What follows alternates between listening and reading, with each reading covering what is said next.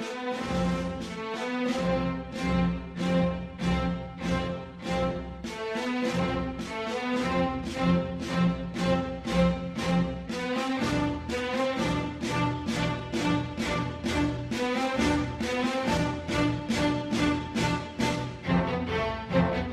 I am become death, the destroyer of worlds.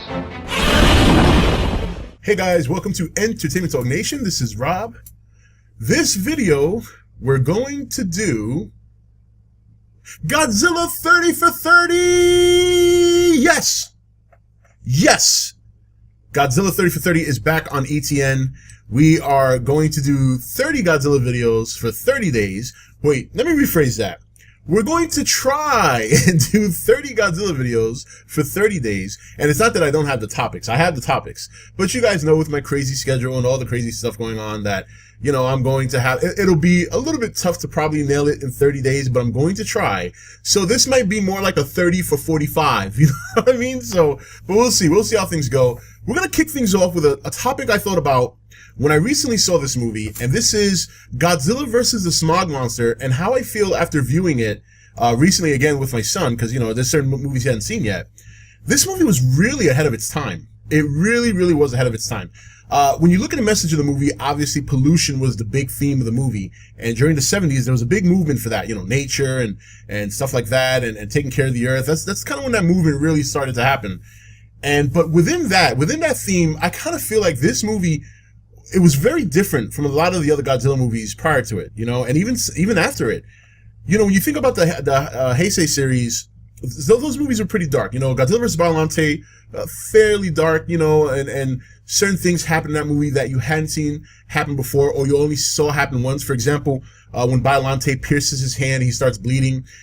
We did see Godzilla bleed in Godzilla vs. Mechagodzilla, which was another rarity back in those days. We saw it once again happen in Godzilla vs. Gigan.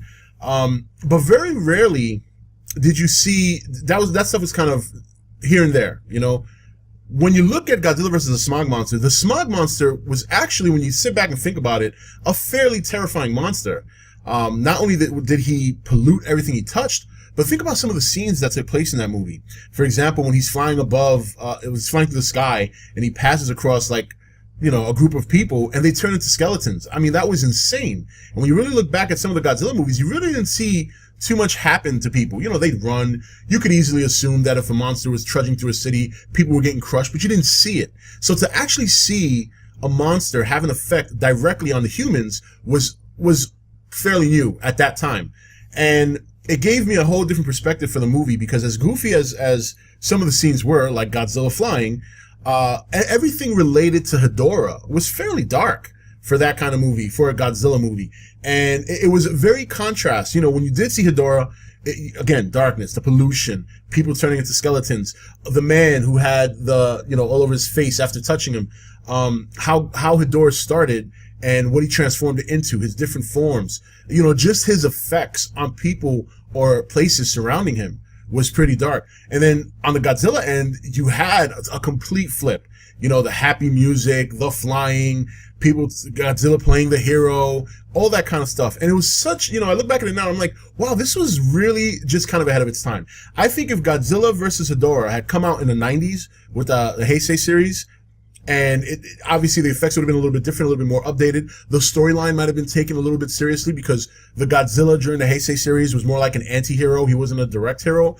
I really think that probably would have been the best Godzilla movie in the Heisei series. If you add everything that Hedorah brings to the table, all right, on top of that, take the Heisei Godzilla and his attitude, not the happy-go-lucky hero Godzilla, I think you would have had a monumental Godzilla movie during the 90s. And I really think it probably would have been the best one, because, again, Hedorah had such an effect on humans in the movie, and such an effect on nature and everything surrounding people, that it was more, I think it would have hit home more. And not necessarily the message, because let's face it, some people just don't care about the message. Some people don't pay attention to it. But I really think people would have kind of reacted to the monster like, wow, this monster's no joke.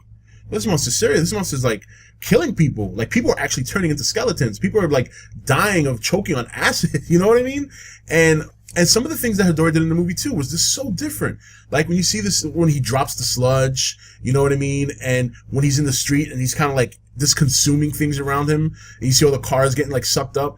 It was just such a unique monster when I sit back and look at it. I don't know if anybody else agrees, but I know a lot of people consider the movie to be, somewhat cheesy and a little goofy, but I really do think it was ahead of its time. I really do think that if Godzilla vs. Hedorah had come into the 90s and you had the Heisei Godzilla in the movie, along with everything that Hedorah brought to the table, I really do think it would have been probably one of the best, if not the best, Heisei movies in the Godzilla collection. And it's just amazing when I sit back and I'm like, wow, because I'm watching my son watch this and I'm seeing how it's affecting him, and that kind of gave me a whole new perspective on the movie, that it could actually be a scary movie from Hedorah's standpoint.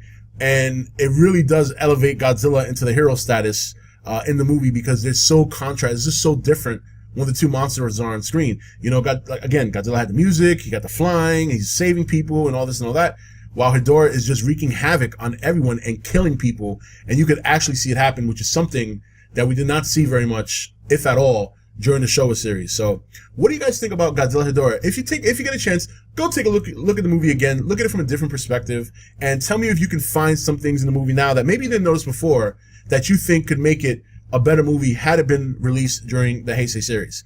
Anyway, guys, that's it for this first episode of Godzilla 30 for 30. We will be doing more, obviously, on a daily basis is the goal. However, as I said, it might be Godzilla 30 for 45, but we'll see how things go. Either way, you will be getting 30 Godzilla videos on 30 random subjects over the course of the next 6 weeks. That's it for this video. This is Rob signing off for ETN, where we don't do news, we just talk entertainment. Take it easy. Thank you for watching ETN. You can follow ETN on Facebook, Twitch or Twitter, or join the Nation Facebook page. Don't forget to click that subscribe button on your way out. You're watching ETN. Share and subscribe.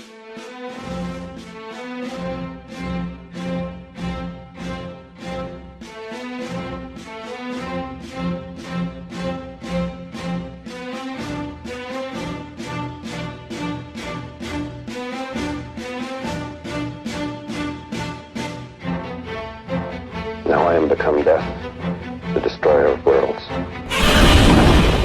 Hey guys, welcome to Entertainment Talk Nation. This is Rob.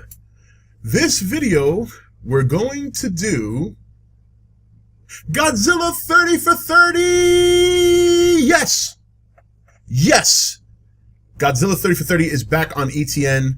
We are going to do 30 Godzilla videos for 30 days. Wait, let me rephrase that. We're going to try and do 30 Godzilla videos for 30 days. And it's not that I don't have the topics. I have the topics.